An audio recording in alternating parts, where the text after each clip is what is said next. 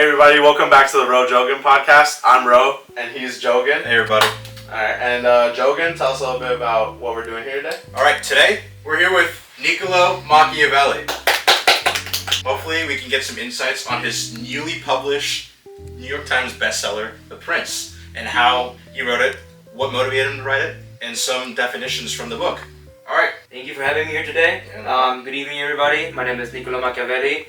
I worked as a diplomat and the secretary for some time in the government of the Florentine Empire, where I was also born and raised in Florence. I went to the University of Florence, in Italian it's University di Firenze, and which there I just learned to be a politician and do most of the work that I did through the government in my years.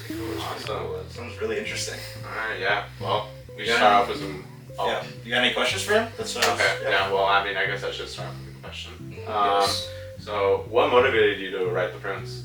Well, over the history of Italy, most of the time there was really bad leaders. I was looking back at it, and I was just like, you know what?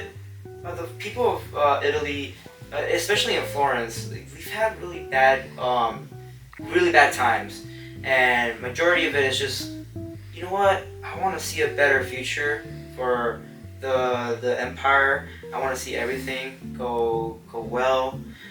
Here in my notes, I actually put something down. Basically, another one of my motivations, because I spent some time in jail. If you didn't know that. Oh, really? Yes. I was no, it's totally okay. The Medici family thought I was a traitor, mainly because I was against big powers controlling cities. So when they took when they invaded Florence, and the Medici family went into power, so I was like, oh well, I'm not really for that. So they're like, you know what, put you in jail. Unfortunately, I was tortured for a bit. It was painful, yes, but I'm alive. So how did they torture you? Maybe. You know what?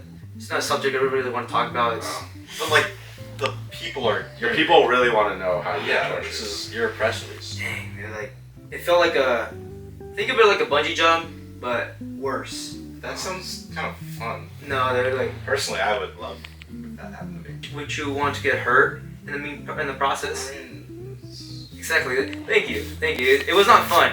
It was definitely not fun, especially for my body. Sorry, For sure. Okay. No, you're totally good. Okay. Yeah. And so I made this book to, especially Lorenzo de Medici, to tell him, hey, I'm not a traitor. I'm actually gonna want to write a book about some ways to where I want to make this a better place for myself. You know, I want to be better leaders, better people that have power. You know, not against them. It's just something to help them. You know. Yeah, I completely get that. Yes. It's wonderful. And then another thing, it was just my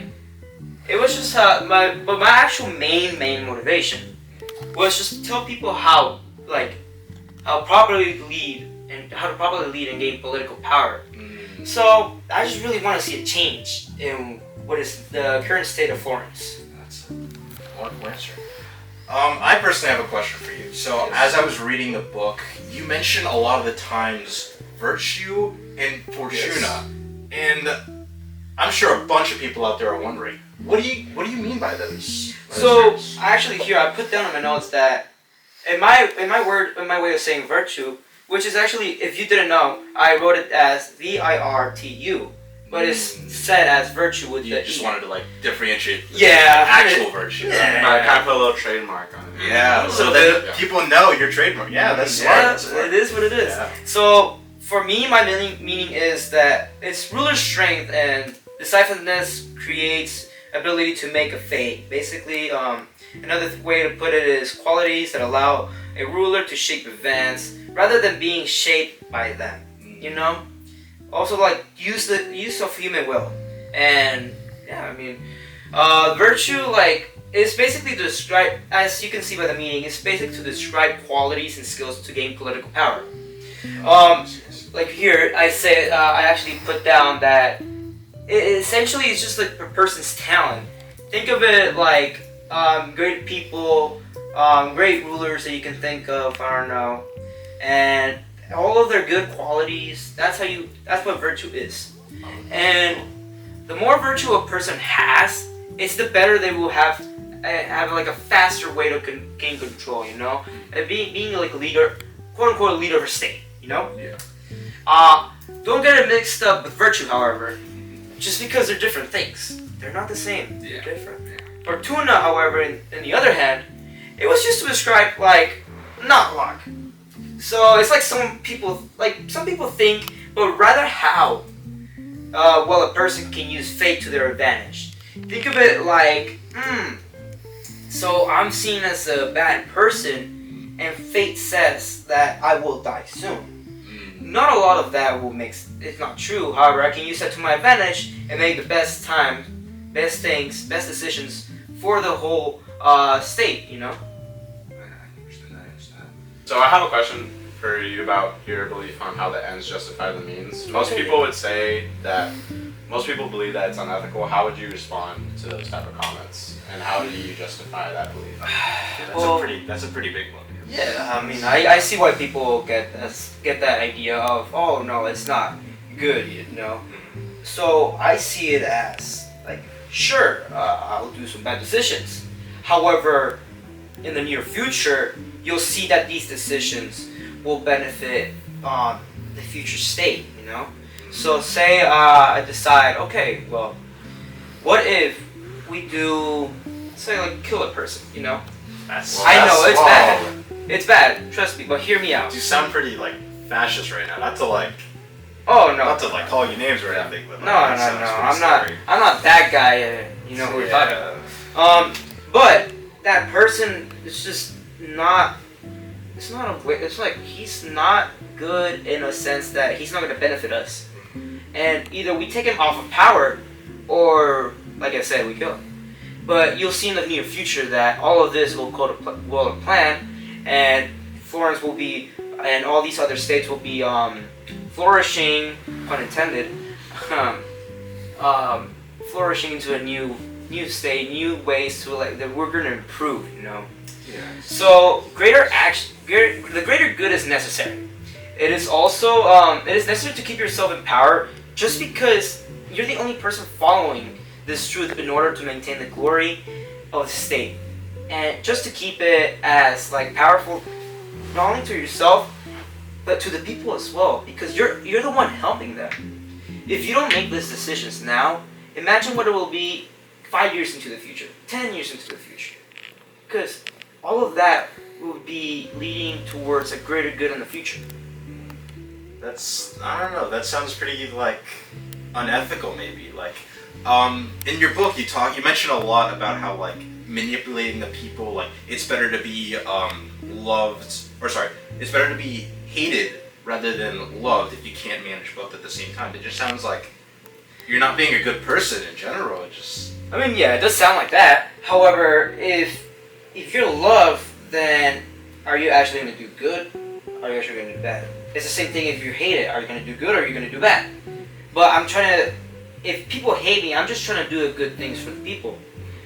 People might see it like, oh no, you're evil, your politics are awful. But if I manipulate people into thinking like, okay, yeah, these things will help in the future, you'll see that eventually it will all, like I say in my book, the ends justify the means. I don't know. I just can't wrap my head around that fact. It's just like it's genuinely just evil. I can't justify that in any way at all. I mean, yeah, I'm not the person to argue like what you believe and what you're not.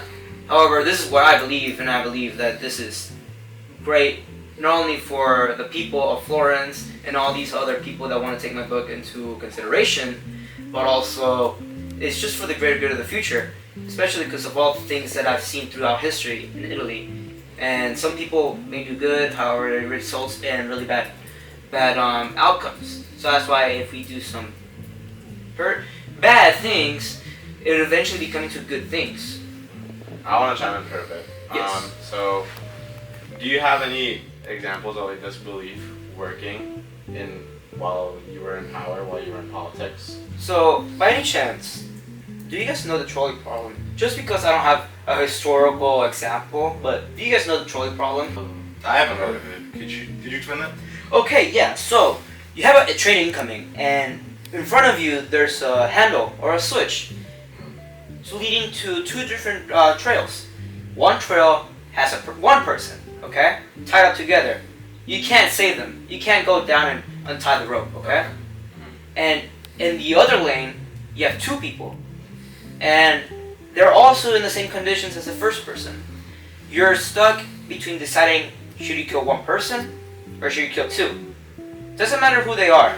They can be leaders. They can be you can be the family and friends. It doesn't matter. They're all equally in the same level. Because either way, it's either going to be one person dying or two people dying.